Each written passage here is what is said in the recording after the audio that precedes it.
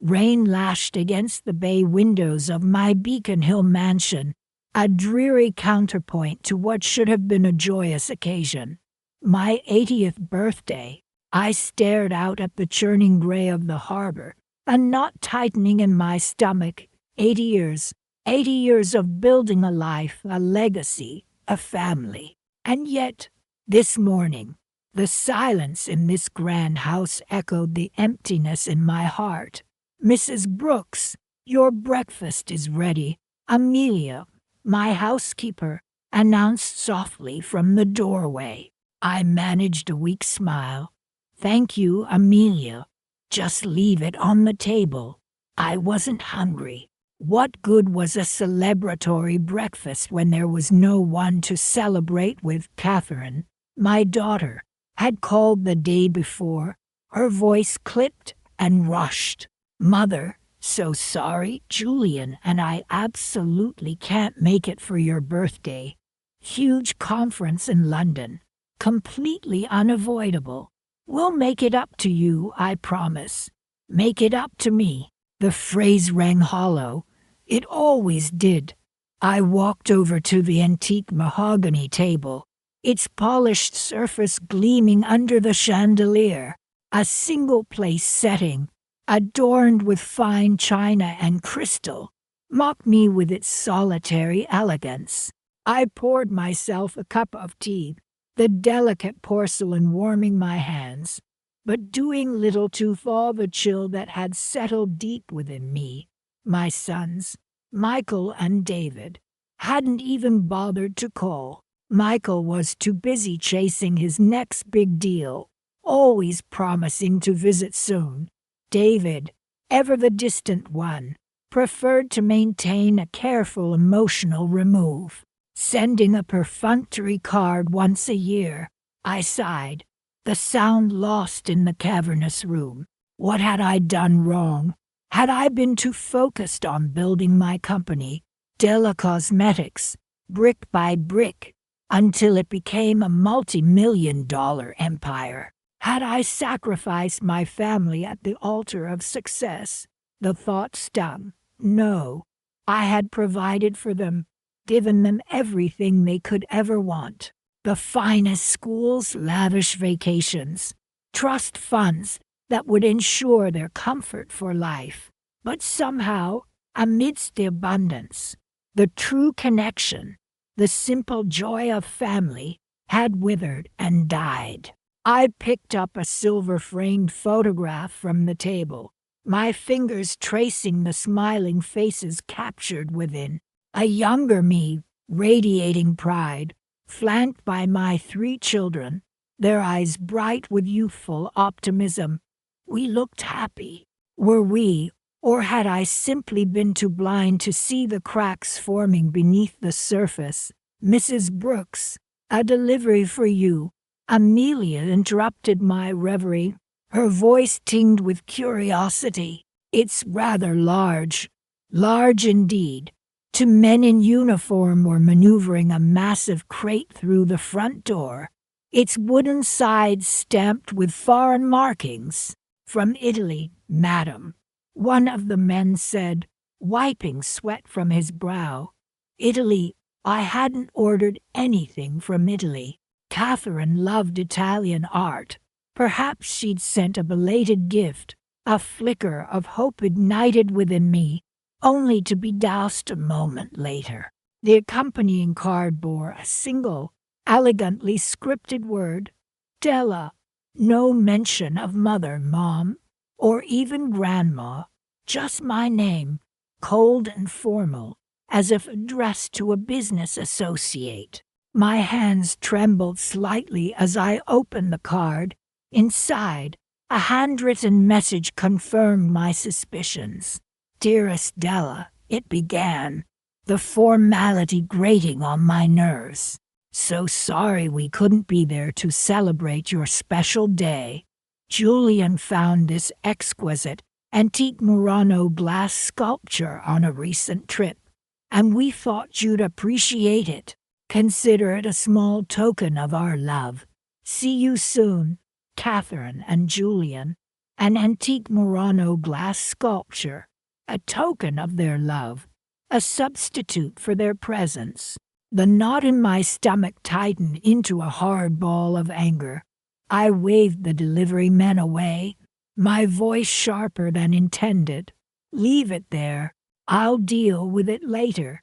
The heavy crate sat in the middle of my grand foyer, a monument to their thoughtlessness. The rain continued to batter the windows, the sound now mirroring the storm raging inside me. 80 years, and this was what it had come to. I sank onto a nearby chair, the weight of my disappointment crushing me. Then something shifted. The anger subsided, replaced by a quiet resolve, a steely determination that had always served me well in the cutthroat world of business. I picked up the phone, dialing my lawyer's number. "Mr. Harrison," I said, my voice calm and steady. "I need you to come over. I believe it's time we made some revisions to my will." A faint smile touched my lips. They thought they knew me. They thought they had me figured out. They were about to learn just how wrong they were. This birthday might be quiet, but the Christmas holidays were just around the corner, and I had a feeling they were going to be anything but silent. The kettle whistled, a shrill, lonely sound in the otherwise silent kitchen. I poured the boiling water over the tea bag, watching the amber liquid deepen. Earl Grey, my favorite. A small, everyday luxury I could now easily afford. A stark contrast to the watery instant coffee we relied on when I was starting out, scraping together pennies to feed Catherine and her brothers. Back then, birthdays were simple affairs, a homemade cake, a single, carefully chosen present. Now I could buy anything at all, and yet I took a slow sip, the warmth spreading through me, a poor substitute for the warmth of family. 80 years on this earth, and I'd built an empire from nothing. My company, a testament to my grit and determination, now a household name. And what had it earned me? A forgotten birthday, a string of empty promises. "We'll be there, Mom," Catherine had said, her voice distracted. Julian murmuring something in the background about a last-minute client meeting. Something important came up. Michael had texted, his usual vague excuse. David hadn't even bothered to contact me. I sighed, setting the teacup down on the granite countertop, its cool surface a stark reminder of the emptiness in my heart. This kitchen, gleaming with stainless steel appliances and custom cabinetry, felt more like a showroom than a heart of a home. I'd envisioned family gatherings here, laughter echoing around the high ceilings, the aroma of home-cooked meals filling the air. Instead, I found myself alone, preparing my own solitary meals, the silence amplifying the ache in my chest. I remembered Catherine's 10th birthday, a small party in our cramped apartment. I'd stayed up late the night before, baking her favorite chocolate cake, the rich scent filling the tiny space. She'd been so thrilled, her eyes shining with pure joy. "It's the best cake ever, Mom," she'd exclaimed, frosting smeared across her cheeks. That simple, heartfelt expression of happiness had been worth more than all the expensive gifts I could now afford to shower her with. Where had that girl gone? The girl who cherished simple moments, the girl who saw the love, not the things. I looked out the large kitchen window, the manicured lawn stretching out before me, a testament to my success that felt hollow, a victory with no one to share it with. Had I inadvertently created this distance? Had my drive, my ambition, inadvertently pushed them away, had providing them with everything they could ever want, blinded them to what truly mattered.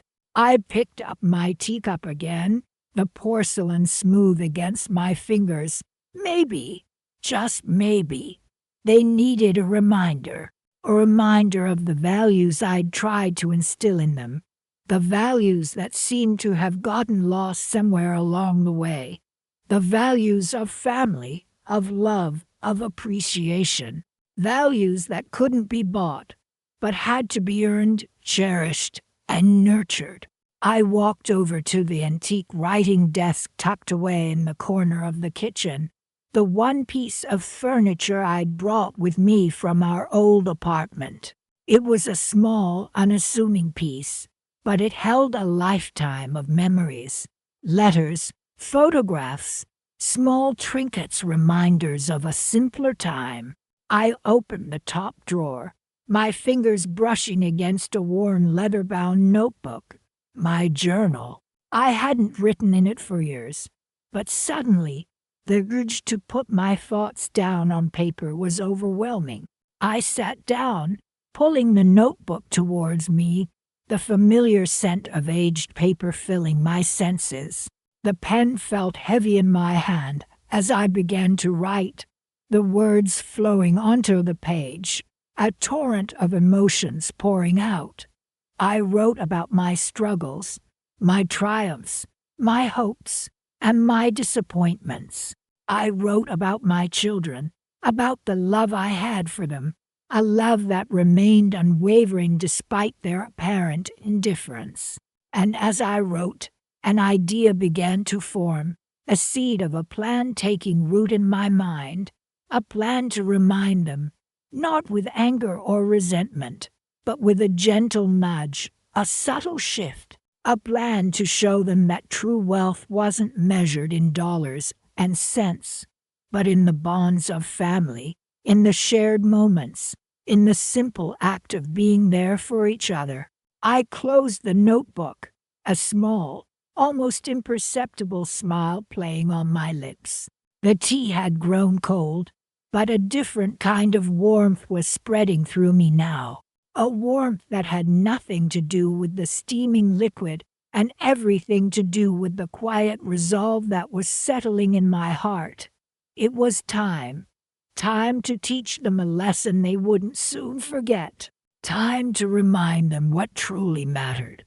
The details I would finalize later, but for now, this quiet moment of reflection, this nascent plan, was enough. It was a start. The late afternoon sun cast long shadows across my home office, the same office where I'd built my company, brick by brick. I sat at my desk, the polished mahogany cooled beneath my fingertips. My birthday, my 80th birthday, and I was utterly alone.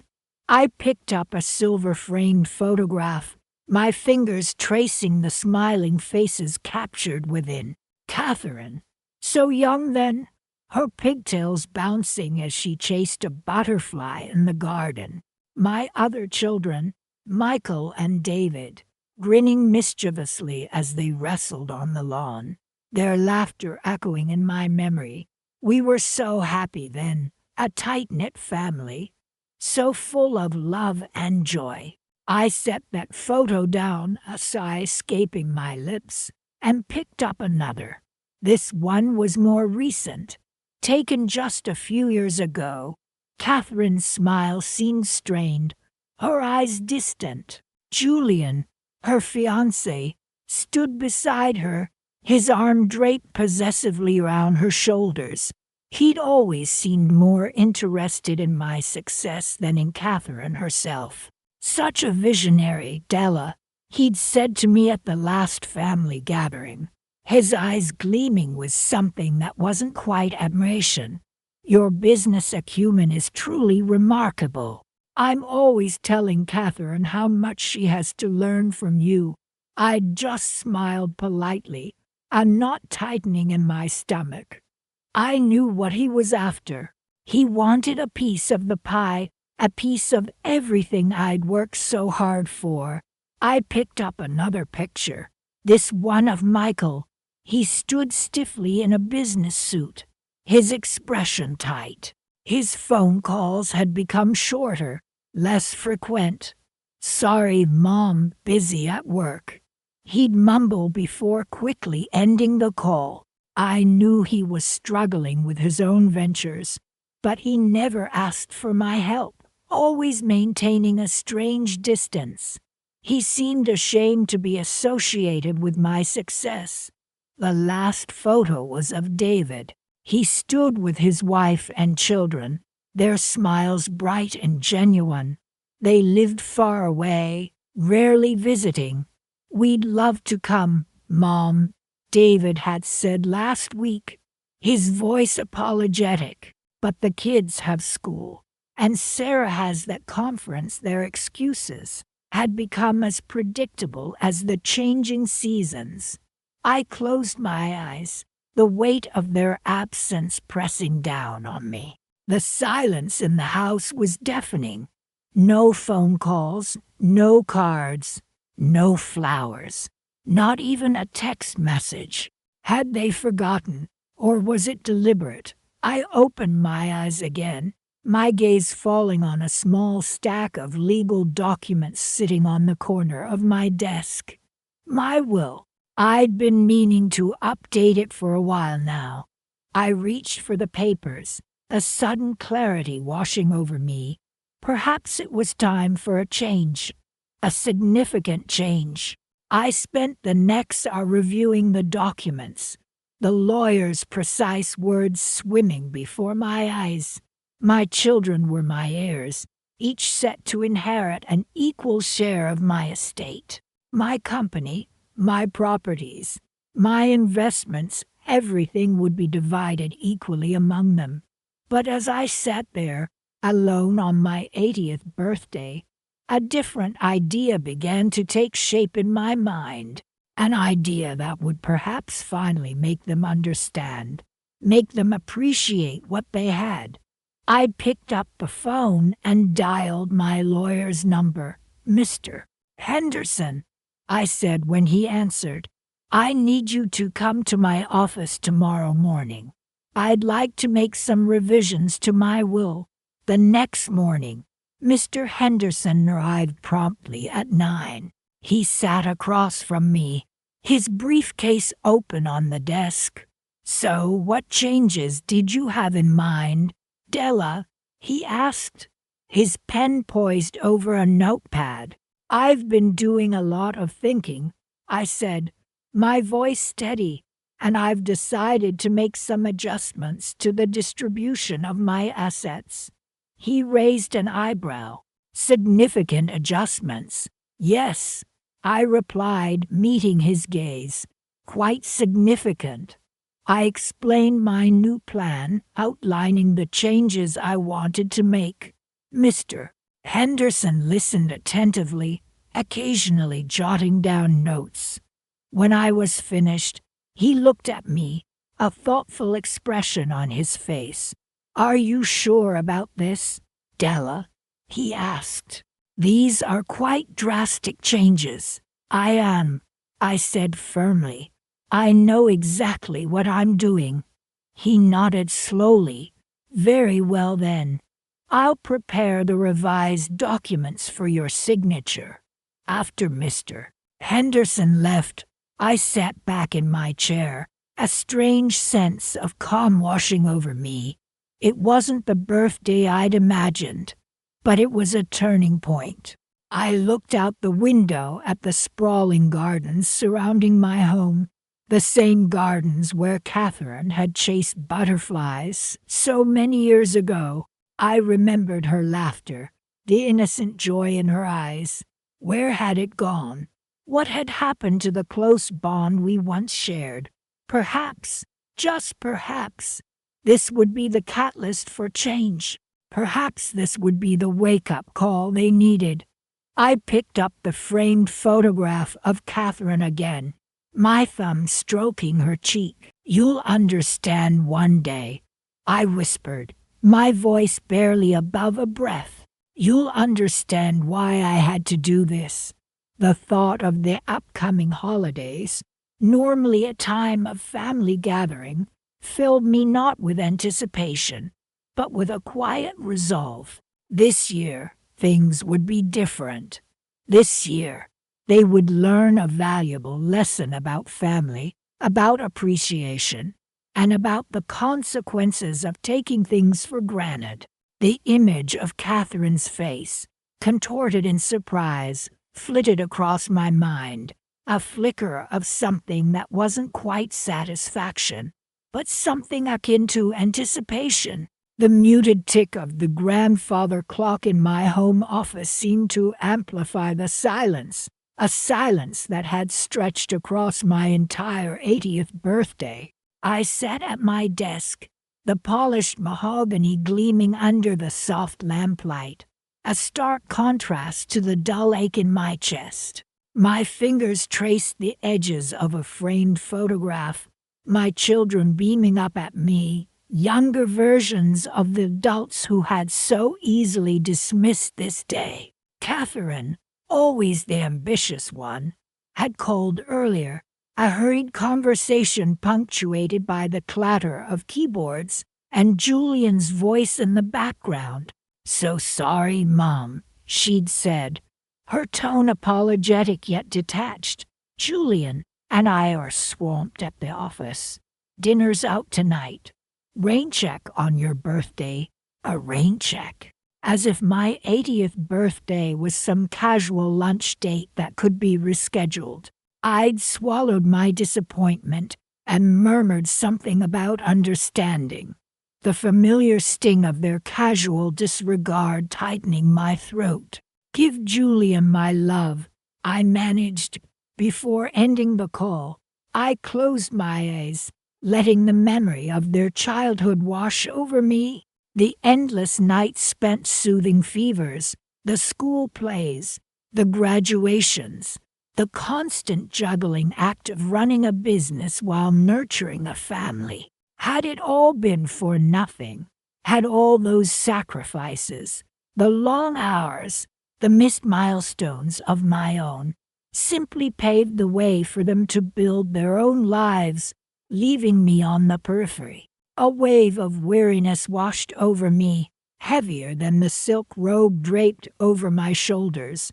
I opened the bottom drawer of my desk, the smooth wood gliding effortlessly. Inside lay a scrapbook, its pages filled with photographs, newspaper clippings, and handwritten notes, chronicles of a life built from the ground up, a testament to the grit and determination it had taken to carve a space for myself in a world that often overlooked women like me.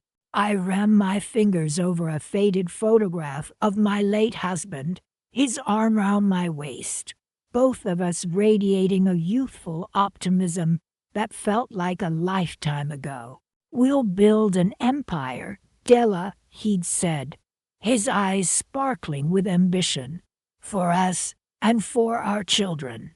And we had. Years of hard work, of late nights and calculated risks, had culminated in the success we'd dreamed of. We'd built a company from scratch, a company that had not only provided for our family, but had also created opportunities for countless others. A company that Catherine now saw as her birthright, a stepping stone to her own ambitions, never acknowledging the sacrifices it had taken to build it. My gaze shifted to a more recent photo tucked into the scrapbook, Catherine and Julian smiling brightly at a company gala, their hands intertwined. He was a charming young man, undoubtedly ambitious, and clearly smitten with my daughter. He called me Mrs. Brooks with a respectful formality that felt almost distant. I wondered if he truly knew the woman behind the title, the woman who had poured her heart and soul into creating the very foundation of their current success, the woman whose birthday he'd so easily dismissed as an inconvenience. I sighed, the weight of my years settling heavily upon me. Was this what it all amounted to? A lifetime of work, of dedication, culminating in a solitary evening in my opulent home, surrounded by the echoes of unanswered phone calls and forgotten promises. The irony wasn't lost on me. I had achieved what so many dream of: financial security, a thriving business, a beautiful home. Yet, I felt emptier than I ever had. The silence in the room pressed in on me, a suffocating reminder of the emotional void that seemed to grow wider with each passing year. A flicker of resolve sparked within me, a small ember of defiance against the encroaching loneliness. I closed the scrapbook, the soft thud of the cover a small act of rebellion against the silence.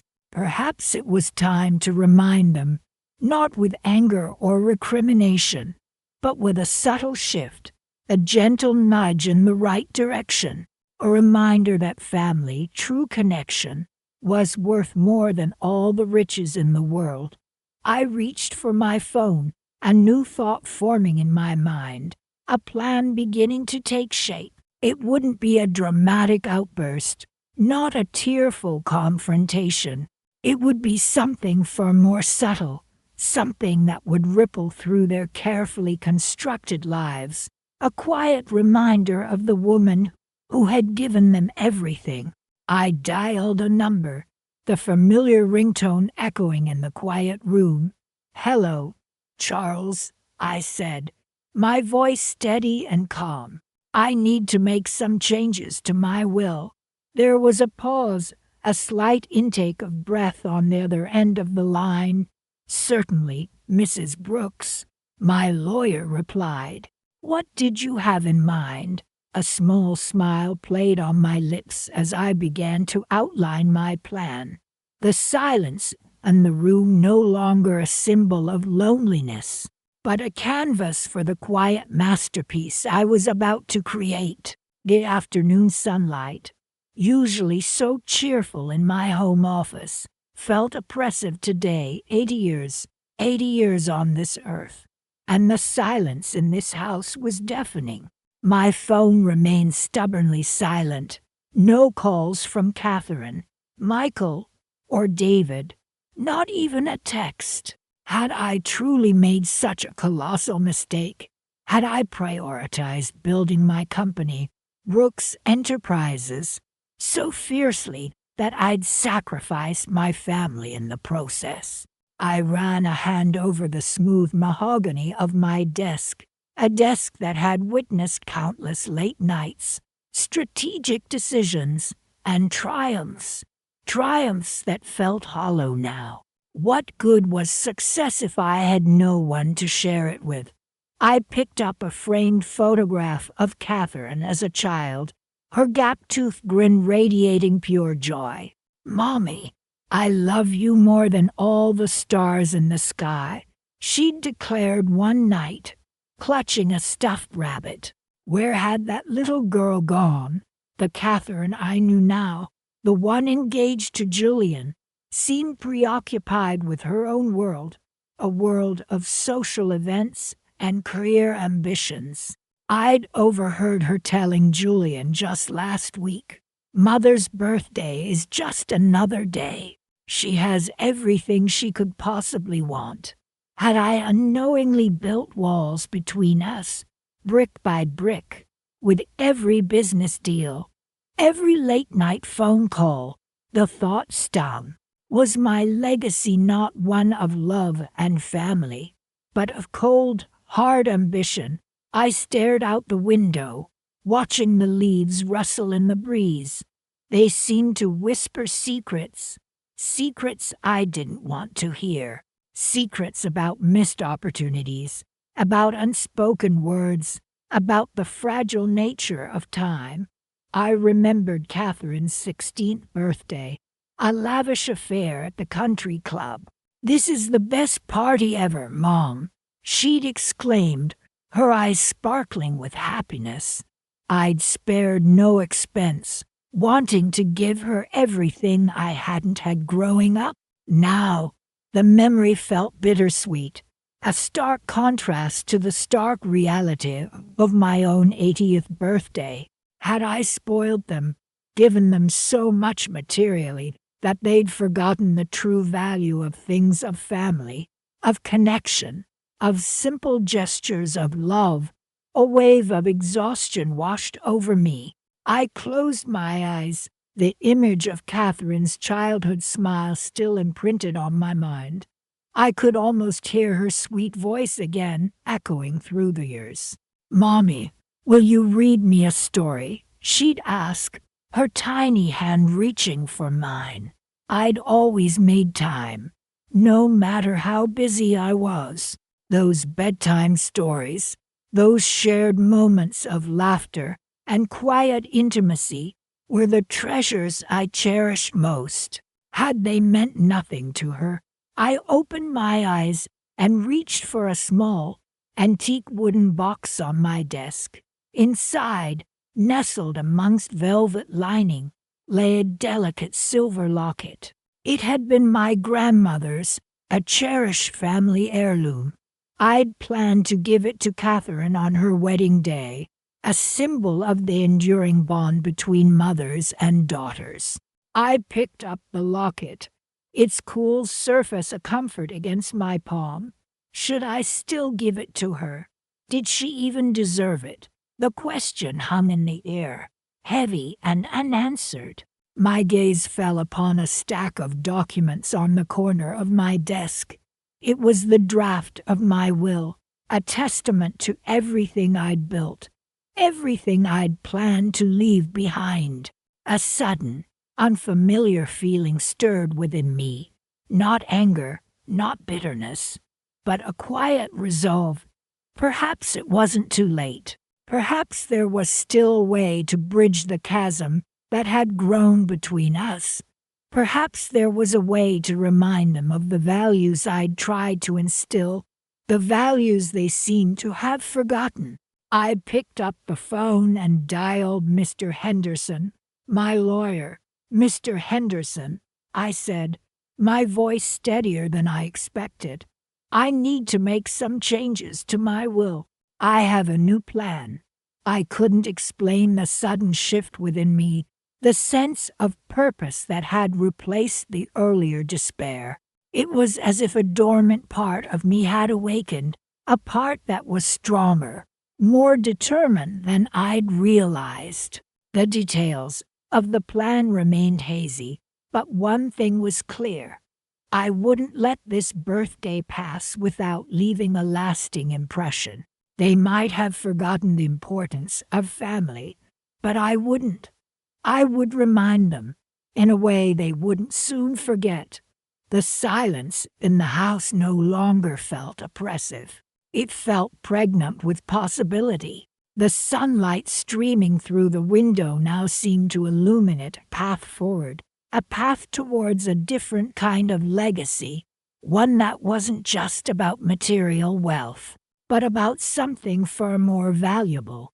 I hung up the phone, a faint smile playing on my lips. The game, I realized, had just begun. Rain lashed against the windows of my home office, a fitting soundtrack to the turmoil in my heart. The phone rang, a shrill interruption to the quiet hum of the computer. "Della Brooks," I answered, my voice steadier than I felt. "Mrs. Brooks, it's Charles Kensington, your attorney," a familiar voice replied. "I've finalized the amendments to your will, as per your instructions." A wave of something not quite relief, not quite sadness washed over me. "Thank you, Charles," I said, a tremor I couldn't quite suppress creeping into my voice. "I'll review the documents tomorrow. Please send them over." I hung up, the click echoing in the sudden silence. Catherine and her fiancé Julian, they thought they knew me. They thought my silence after their oversight on my 80th birthday was a sign of weakness. They mistook my quiet dignity for resignation. They assumed their casual dismissal of my feelings, of me, would go unanswered. Oh, how wrong they were! I swiveled in my chair, staring out at the storm-tossed garden. The roses, once vibrant and bursting with life, now bowed their heads under the relentless rain, much like I had done for so long, bending to the whims and disregard of my children. Not any more. The amendments Charles had drawn up were meticulous, precise, and I dare say, a little bit poetic. They represented not spite, not revenge in the traditional sense, but a reclamation, a reclaiming of my power, my worth, my voice. I had spent a lifetime building my company, brick by brick, sacrifice by sacrifice. I had poured my heart and soul into creating not just a business, but a legacy. And it was a legacy I intended to control, to use as a tool to finally teach my children the lesson they so desperately needed to learn. The will, in its original form, had been a simple affair, equal shares to my 3 children, Catherine, Michael, and David, a tidy, predictable distribution of my considerable wealth. It reflected the mother I had been, the one who always strived for fairness, for balance, the one who put her children's needs, real or perceived, above her own. But their behavior on my birthday, the blatant disregard for my feelings, for the milestone I had reached, had shattered that image of myself.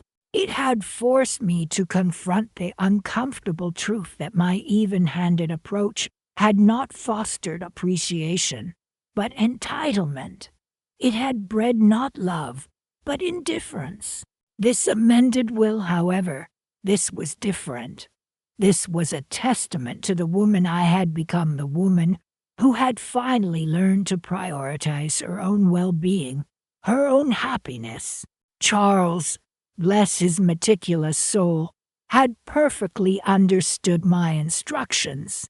He had woven a complex web of stipulations and conditions, designed not to punish my children, but to guide them, to nudge them towards the realization that true wealth lay not in the balance of a bank account, but in the bonds of family.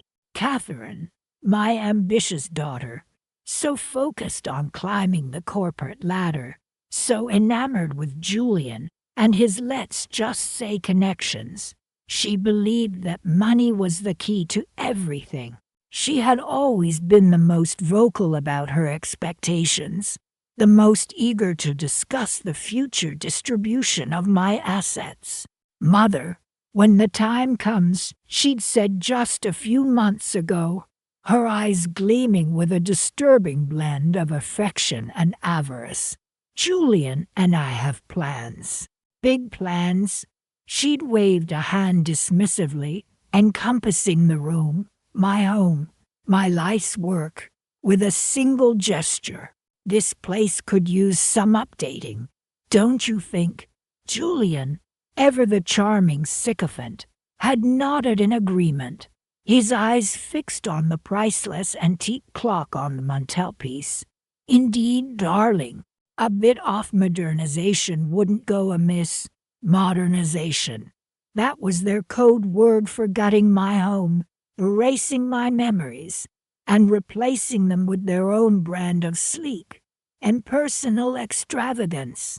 They saw my home, my company, not as a testament to hard work and dedication, but as a stepping stone to their own ambitions. And they believed, with unshakable certainty, that they were entitled to it.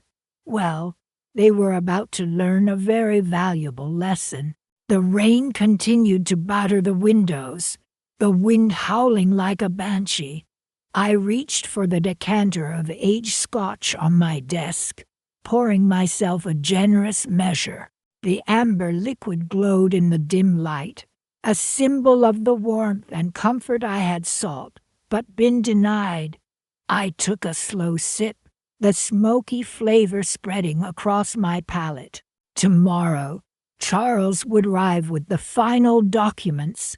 Tomorrow, the game would truly begin, and I, Della Brooks, the woman they thought they knew, the woman they thought they could dismiss, I would finally have the last word. The heavy outdoor of my home office felt solid beneath my hand, a reassuring weight in a world that suddenly felt very light. Mr. Henderson, my attorney, rose as I entered, a kind smile on his face. "Della, happy belated birthday," he said, extending his hand. "I apologize for missing the actual day, but I trust you had a wonderful celebration." I managed a small smile, thinking of the echoing silence of my mansion on the day I turned 80, the unanswered calls and undelivered wishes. "It was memorable," I replied, my voice betraying none of the hollowness I felt. "Thank you for coming on such short notice." He gestured towards the leather chairs facing my desk. "Not at all.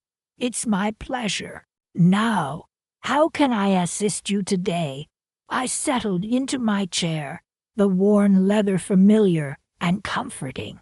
"I've been doing a lot of reflecting lately," I began, my gaze drifting to the framed photos on my desk, images of Catherine and my sons, Michael and David, captured in happier times.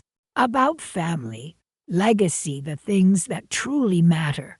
Mr. Henderson nodded, his expression attentive. "And have you come to any conclusions?" he asked gently. I picked up a silver pen, twisting it between my fingers. "I have," I said, my voice gaining a newfound steeliness. "I've realized that sometimes the greatest gifts are the ones we don't immediately receive." I paused, letting the words hang in the air. "Mr. Henderson," I continued, my voice low but firm, "I want to make some adjustments to my will." He nodded, his professional demeanor unwavering. "Of course, I anticipated as much. You mentioned you'd been thinking about your legacy." He opened his briefcase, retrieving a thick document. "I have the current version here. Where would you like to begin?" I took a deep breath, a strange calmness settling over me. This was it, the first step in a plan long in the making. "I want to establish a new trust," I told him, my voice steady, "a trust that will benefit my children eventually."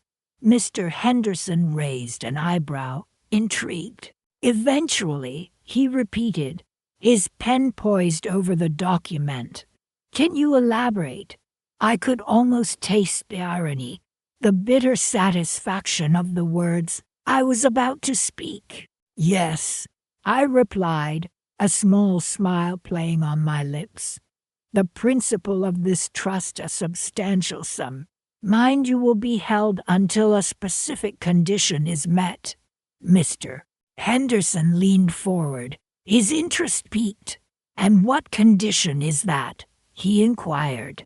My gaze shifted to the photo of Catherine, her radiant smile a stark contrast to the emptiness I'd felt on my birthday.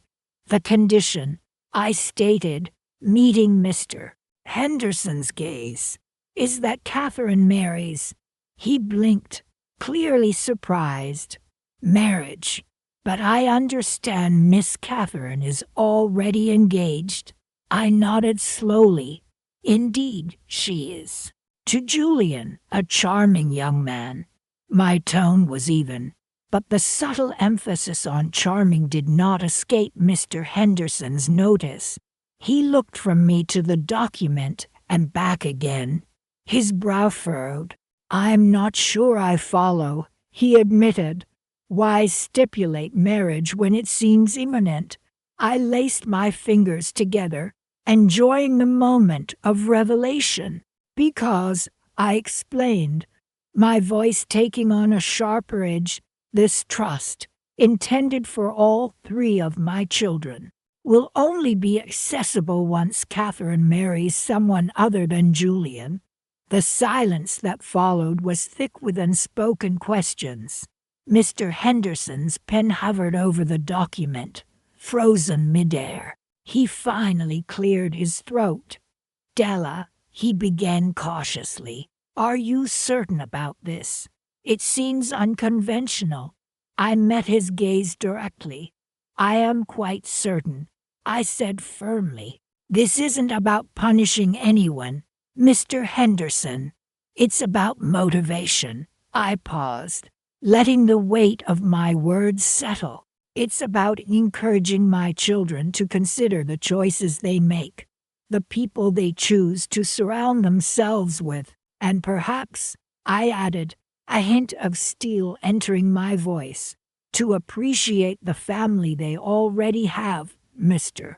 Henderson looked at me for a long moment, his expression a mixture of bewilderment and understanding. He finally nodded slowly. "Very well, Della," he said, picking up his pen. "I will draft the necessary amendments. But allow me to reiterate, are you absolutely sure about this? This clause could have significant repercussions." "I understand the implications, Mr. Henderson," I assured him, my voice calm and resolute. "And yes, I am absolutely sure. This is what I want." I watched as he meticulously began to notate the document, the scratching of his pen against the paper a small but significant sound. The first piece of the puzzle was in place. I had planted the seed, and now all that remained was to wait and see how it would bloom. My children had underestimated me for far too long. They thought they knew me, knew my intentions. They had no idea what I was truly capable of. And soon, very soon, they would learn. The faintest of smiles touched my lips. Christmas was just around the corner, and I had a feeling this year's celebration would be one they would never forget. The afternoon sunlight slanted across my mahogany desk, illuminating the dust motes dancing in the air. Mr. Harrison, my attorney of 15 years, had just left, a small, elegantly wrapped gift tucked under his arm. "Happy birthday, Della," he'd said, his voice warm and sincere. "I know it's not much, but I wanted to mark the occasion." He even had a tiny bouquet of lilies, Catherine's favorite. It was a small gesture, yet it struck a deeper chord than any lavish display could have. He remembered. He actually remembered my 80th birthday. My own children, my flesh and blood, hadn't even bothered to call. I sat there for a long moment, the weight of their indifference pressing down on me.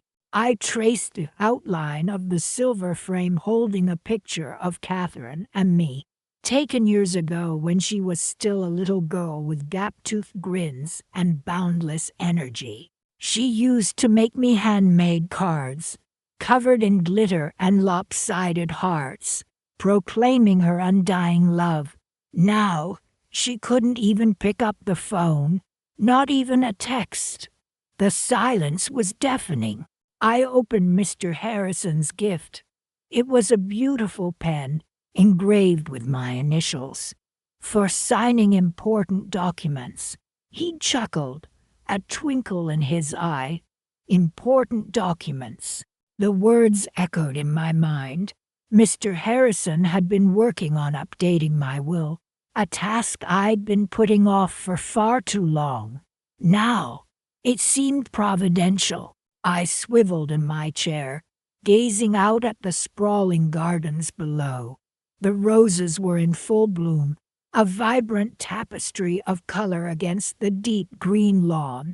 I'd poured my heart and soul into creating this sanctuary, this haven for my family. And for what? To be ignored, forgotten, cast aside like an outdated relic.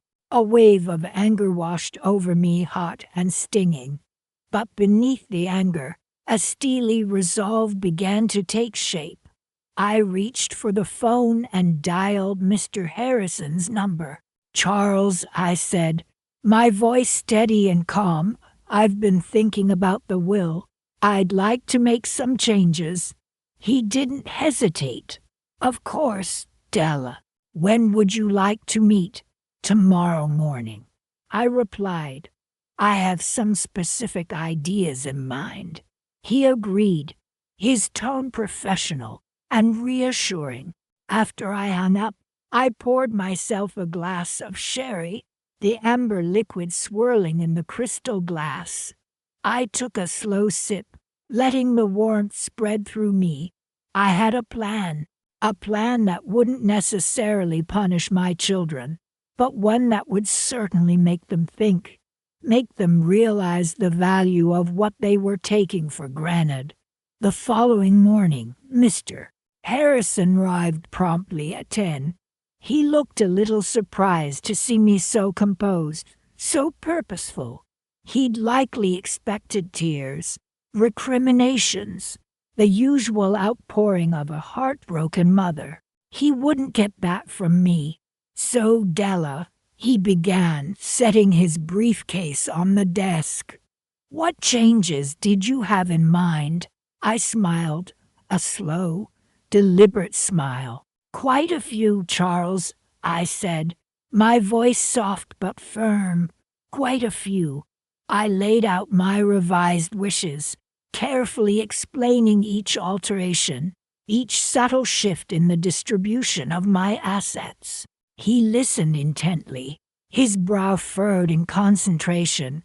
He raised a few questions, clarifying points of legality and practicality, but he didn't question my motives. He knew me well enough to understand that I wasn't acting out of spite. This wasn't about revenge. It was about a legacy, about ensuring that my hard-earned wealth was used wisely, purposefully, and about teaching my children a valuable lesson about family, about appreciation, about the things that truly mattered. My plan was simple, yet elegant. The bulk of my estate, including the company, wouldn't be divided equally among my children as originally planned. Instead, it would be placed into a trust managed by an independent board. My children would receive a comfortable yearly allowance, enough to maintain their current lifestyle, but not enough to indulge in their frivolous spending habits. Catherine, with her penchant for designer clothes and lavish vacations with Julian, would have to learn the value of $1. The true inheritance, the real prize, the heart of my empire, would be held back. It would only be released under specific conditions, conditions that would force them to reconnect, to work together, to rediscover the bonds of family they'd so carelessly discarded. Mr. Harrison meticulously documented my instructions, his pen scratching across the legal pad. When he was finished, he looked up at me, his expression a mixture of admiration and concern. "Are you sure about this, Della?" he asked gently. "This is a significant departure from your original intentions." I met his gaze, my eyes unwavering. "I am absolutely certain, Charles," I said, my voice ringing with conviction. "This is precisely what I want." He nodded slowly, gathering his papers. "Very well, then. I'll have the revised will drafted and ready for your signature by the end of the week." As he left, I walked over to the window, watching his car pull away from the driveway. I felt a sense of calm, a sense of purpose I hadn't felt in a long time. The roses in the garden seemed to glow with a newfound vibrancy, their perfume filling the air. The sun was setting, painting the sky in hues of orange and gold. It was a beautiful evening, and for the first time in days, I felt a flicker of anticipation for what the future held. The game, as they say, was afoot, and I had just made my opening move. The real test, however, would be how my children reacted to the new rules, how they chose to play their hand. That, I knew, would be the most interesting part of all. Later that week, the crisp morning air invigorated me as I walked into Mr. Henderson's office. Sunlight streamed through the large windows, illuminating the dust motes dancing in the air. But my mind was far from the peaceful scene. "Good morning, Della," Mr. Henderson greeted me, rising from his chair. "Please, have a seat." I settled into the plush leather, the familiar smell of old books and polished wood filling my senses. "Thank you, Charles," I replied, my voice steadier than I expected. "I've made some decisions." He nodded, his expression attentive. "I'm ready to finalize the changes to my will." Charles opened a thick folder, the pages filled with legal jargon that seemed to swim before my eyes. "So, just to confirm," he began, adjusting his glasses, "you wish to leave the majority of your estate, including the company and the beachfront mansion, too, the Catherine and Julian Foundation." I paused, a small smile playing on my lips. "That's correct," I confirmed, my voice firm. "A foundation established in the names of my daughter, Catherine, and her fiancé, Julian." He raised an eyebrow, a flicker of surprise crossing his face. "And the purpose of this foundation, the Catherine and Julian Foundation," I explained, "will be dedicated to providing financial assistance for aspiring entrepreneurs in the culinary arts." I saw a hint of confusion in his eyes. "Catherine, as you know, is a highly successful lawyer," he said, "and Julian works in finance." "Correct," I nodded. "Yes," I said. "Neither of them has ever expressed any particular interest in the culinary arts, let alone starting a restaurant." "Precisely," I replied, my voice laced with a touch of steel. "This foundation, while bearing their names, will not be under their control. The board of directors will be appointed by me, and they will have sole discretion over the distribution of funds." Charles leaned back in his chair, his expression thoughtful. "I see," he said slowly. "So, while Catherine and Julian will technically inherit the bulk of your estate, they won't actually have access to it themselves." "Not directly, no," I confirmed.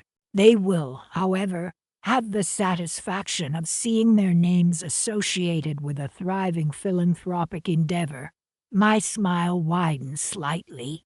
"I imagine it will be quite the conversation starter at their social gatherings." Charles chuckled softly. "Indeed," he said, "a rather unconventional approach to estate planning." "Unconventional, perhaps," I conceded, "but effective, I believe." I shifted in my seat. Now, regarding my other children, I paused, my gaze fixed on the painting of a serene coastal landscape hanging on the wall opposite me. "Michael, my youngest son, will receive the vineyard in Napa Valley. It's a beautiful property, but requires significant upkeep and management." I could almost picture Michael's face, contorted in a mixture of frustration and disbelief. He'd always preferred the easy life, the quick wins. The vineyard would be a constant reminder of the hard work he'd always avoided. And David, Charles prompted, his pen poised over the documents. David will inherit the townhouse in the city, I stated. It's a lovely place, but small, and certainly not the sprawling mansion he'd been hoping for. I knew David had always coveted the beachfront property, imagining himself entertaining lavishly within its walls. The townhouse, comfortable though it was, would be a constant, stark reminder of what he hadn't achieved, of the connection he hadn't fostered. Very well, Charles said, making the final notations. Anything else? He looked at me expectantly, his pen hovering over the signature line. I hesitated, a thought suddenly occurring to me.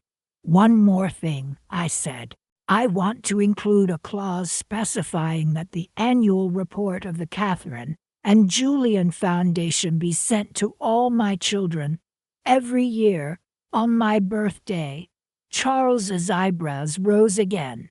On your birthday, he repeated, a hint of amusement in his voice. Yes, I confirmed, my voice firm. Every year, on the day they so readily forgot, they will be reminded of the legacy they could have shared, the connection we could have had. I looked directly at Charles, my gaze steady. They'll receive a detailed account of the good work being done in their names, the lives being changed, the dreams being realized, all thanks to the mother they thought they could ignore. Charles nodded slowly, a newfound understanding dawning in his eyes. He signed the document, the finality of the act echoing in the quiet room. As I added my own signature, a wave of something akin to peace washed over me. It wasn't the joy of revenge. Not exactly. It was more the quiet satisfaction of knowing that, in my own way, I had finally been heard. The silence that had enveloped my 80th birthday had been broken, replaced by a resounding statement, one that would echo for years to come. And every year, on that day, my children would remember. They would remember me. The crisp, legal document felt strangely heavy in my hands. My lawyer, Mr. Henderson, cleared his throat. As per your instructions, Mrs. Brooks, the revised will stipulates that your primary residence, this house, along with a modest monthly allowance, will be left to a local animal shelter. He paused, his gaze flickering to my children seated across from him. Catherine shifted uncomfortably beside Julian, his hand tightening around hers. Your company, Della Brooks Enterprises, will be placed in a trust, with the majority shareholder being your personal assistant, Ms. Emily Carter. A gasp rippled through the room. Michael, my son, practically choked on his own spit. Emily, Mom, are you serious? Emily, perfectly serious. Michael, I replied, my voice steady despite the tremor in my hands. The remaining assets, including the vacation home in Aspen, the vintage car collection, and the majority of the liquid assets, will be divided equally among several charities dedicated to environmental conservation. Catherine finally found her voice. Mother, this is absurd. You can't be serious. After everything we've done, she trailed off, her eyes wide with disbelief. Julian, ever the pragmatist, jumped in. Mrs. Brooks, with all due respect, this seems impulsive. Perhaps we should discuss this further. Understand your reasoning, my reasoning. Julian, I said, meeting his gaze directly, is quite simple. I spent 80 years building an empire, providing for my family, ensuring their comfort and security. Yet, On my 80th birthday, none of you could spare even a phone call. You were all too busy with your own lives, your own pursuits, to remember the woman who made it all possible. David, my quietest son, finally spoke. Mom, that's not fair. We just got caught up. Things happen. Things happen, I echoed, a bitter taste rising in my mouth. Yes, they do. Life happens. And sometimes life teaches you valuable lessons. Lessons about priorities, about appreciation, about the true meaning of family. Mr. Henderson coughed again, breaking the tense silence. Mrs. Brooks, if I may, the will also includes a clause pertaining to a specific condition. All eyes turned to him, curiosity replacing the earlier shock. Even I straightened slightly, a flicker of anticipation warming the chill that had settled in my bones. The condition, Mr. Henderson continued, unfolding another document, is that if any of your children can demonstrate, within the next year, a genuine commitment to reconnecting with you, to understanding and appreciating your sacrifices, then the distribution of assets can be renegotiated. He looked up, his gaze meeting mine with a mixture of professional detachment and a hint of something else, pity, perhaps, or maybe a touch of admiration. It was hard to tell. Catherine's voice, now laced with a desperate pleading, broke through my thoughts. Mother, please, we can talk. We can fix this. We're family. Family, I repeated, the words sounding hollow even to my own ears. Yes, we are. And family is supposed to mean something. I stood up, the weight of the past 80 years pressing down on me. The room felt suddenly too small, too suffocating. I needed air, space, a moment to breathe and process the weight of the decision I had made. Mr. Henderson, I said, my voice regaining its strength, if you'll excuse me, I believe I need some fresh air. I walked out of the room, leaving my children and their carefully constructed lives behind. The silence that followed me was deafening. The Christmas tree in the corner, its lights twinkling merrily, seemed to mock the hollow ache in my chest. This was supposed to be a time for family, for joy, for togetherness. But for me, it was a stark reminder of everything I had lost, everything I had given, and everything I had yet to reclaim. The crisp winter air stung my cheeks, but it was a welcome sensation, a reminder that I was still alive, still breathing, still capable of feeling. The game, it seemed, had just begun, and Christmas, well, Christmas this year would be different, very different.